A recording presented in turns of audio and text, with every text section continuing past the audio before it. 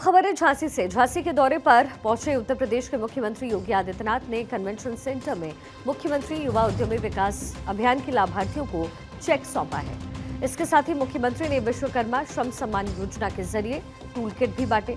CM योगी ने इस मौके पर लाभार्थियों का प्रोत्साहन किया। इसी के साथ सीएम योगी आदित्यनाथ ने नवनिर्मित कन्वेंशन सेंटर का उद्घाटन किया। साथ ही योगी आदित्यनाथ झांसी के भानी देवी गोयल सरस्वती विद्या मंदिर इंटर कॉलेज में आयोजित 36वें क्षेत्रीय खेलकूद समारोह में मंच से खिलाड़ियों को सरकारी नौकरी में सीधी भर्ती देने की बात कहते हुए वो नजर आए। योगी आदित्यनाथ ने कहा कि अब वो समय खत्म हो गया जब लोग कहते थे कि खेलने कूदने के समय इससे खराब होता है। आज नया दौर है। खेलकूद में अच्छा प्रदर्शन करने वाले अपना जीवन सजा और संवार सकते हैं। इसके साथ ही योगी आदित्यनाथ ने कहा कि खेल निखारने में खर्च होने वाला पैसा और परिश्रम उत्तर प्रदेश सरकार व्यर्थ नहीं जाने देगी। यूपी का जो खिलाड़ी पदक जीतेगा, सरकार उसे सीधी भर्ती के जरिए नौकरी देगी। डिप्टी एसपी कानून को खेल अधिकारी पद सीधे खिलाड़ियों को दे दिए जाएंगे। आपने देखा होगा पूरे देश के अंदर पिछले 11 वर्ष के अंदर प्रधानमंत्री मोदी जी के नेतृत्व में खेल और खेलकूद की प्रतियोगिता को बढ़ावा देने के लिए अनेक अभियान प्रारंभ हुए हैं। खेलो इंडिया खेलों का कार्यक्रम, फिट इंडिया मूवमेंट का कार्यक्रम, सांसद खेलकूद प्रतियोगिता का कार्यक्रम, हर जनपद में खेलो इंडिया का सेंटर स्थापित करने का कार्यक्रम, या फिर उत्तर प्रदेश सरकार के द्वारा चलाए जाने वाले वे सभी कार्यक्रम। आप सब जानते हैं सरकार ने तय किया है हर गांव में खेल का एक मैदान होना चाहिए, हर विकास खंड में एक मिनी स्टेडियम होना चाहिए, हर जनपद में एक स्टेडियम होना चाहिए, हर नगर निकाय के पार्क के पास एक ओपन जिम का निर्माण होना चाहिए। और खिलाड़ी अब केवल जो पहले लोगों की एक मानसिकता थी कि खेलेंगे तो समय बर्बाद होगा, नहीं, अब खेल अपने आप में एक सर्वांगपूर्ण जीवन पद्धति बन चुकी है। सीएम योगी ने महारानी लक्ष्मीबाई के शौर्य के साथ ही मशहूर हॉकी खिलाड़ी मेजर ध्यानचंद को याद करते हुए युवकों को विकसित भारत के संकल्प को पूरा करने में योगदान देने की बात कही। कार्यक्रम में उन्होंने क्षेत्रीय खेलकूद स्वरों के विजेताओं को सम्मानित भी किया। साथ ही सीएम ने भानी देवी गोयल इंटर कॉलेज में मिनी स्टेडियम बनाने की घोषणा भी की। मुख्यमंत्री ने कहा कि 2017 से पहले उत्तर प्रदेश की गिनती बीमारू राज्य के तौर पर थी। यहाँ के लोग जब बाहर जाते थे तब उनको बाहर कर दिया जाता था। अलग अलग माफिया प्रदेश में सौदेबाजी करते थे, लेकिन अब उत्तर प्रदेश बीमारू राज्य नहीं है। मोदी के नेतृत्व में इसके परिणाम सबको दिखाई दे रहे हैं। अब प्रदेश देश की दूसरी बड़ी अर्थव्यवस्था बन चुका है।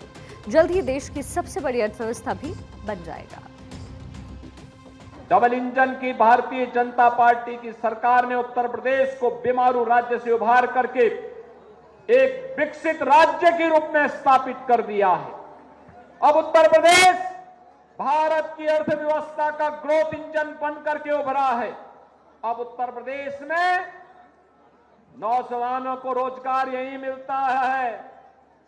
सरकारी नौकरी आती है तो सरकारी नौकरी पर नौजवान का अधिकार होता है। उत्तर प्रदेश के अन्नदाता किसानों को हर प्रकार की सुविधाएं उपलब्ध करवाई जा रही हैं। व्यापारियों को सुरक्षा उपलब्ध करवाई जा रही है और जीएसटी रिफॉर्म के माध्यम से आम नागरिक को महंगाई से राहत देने का काम भी प्रधानमंत्री मोदी जी के नेतृत्व में होता है। बहनों और भाइयों, यही है डबल इंजन सरकार का लाभ। हर तबके के लिए बिना भेदभाव के शासन की योजनाओं ने पहुंचाने का काम किया जा रहा है। सीएम योगी आदित्यनाथ ने कहा कि पिछली सरकार में दंगाई और माफिया हावी थे, माफिया सौदेबाजी करते थे। आज तस्वीर पूरी तरीके से बदल गई। सीएम ने पिछली सरकारों पर निशाना साधते हुए कहा कि जब 1947 में भारत आजाद हुआ, उसके बाद से खुद को सेक्युलर दिखाने की होड़ मची। भारत के मूल्यों को गाली देने वाले खुद को सेक्युलर कहने लग गए। ऐसे लोगों का मंचों पर सम्मान भी किया गया, जबकि ऐसे लोग अलगाववाद को बढ़ावा देते थे। आज आप देखते होंगे पूरे प्रदेश के अंदर और पूरे देश के अंदर लोगों के मन में एक धारणा है, दो प्रकार की धारणा है जो 2017 के पहले भी लोग बोलते थे।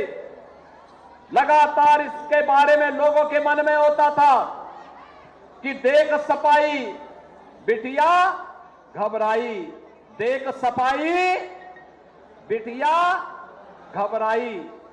ये बात उस समय भी चलती थी और लोग ये भी कहते थे जिस गाड़ी में सपा का झंडा देखो होगा कोई सपा का गुंडा। लोग इस बारे में उस समय भी इस बारे में कहते थे, 17 के पहले भी ये बातें चलती थी।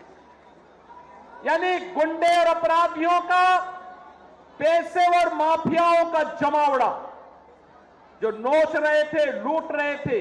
गरीब को राशन नहीं मिलता था, गरीब को मकान नहीं मिलता था, गरीब को शौचालय नहीं मिल रहा था, गरीब को उज्ज्वला योजना का कनेक्शन नहीं मिल रहा था, नौजवान को रोजगार नहीं मिल रहा था, गांव की सड़कें खराब थी, विकास की योजनाएं ठप पड़ी हुई थी, बाढ़ आती थी, राहत का कार्य नहीं हो पाता था। लेकिन बहनों और भाइयों, आपने डबल इंजन की भाजपा की सरकार को समर्थन किया, परिणाम है उत्तर प्रदेश में 60 लाख गरीबों के मकान बन गए।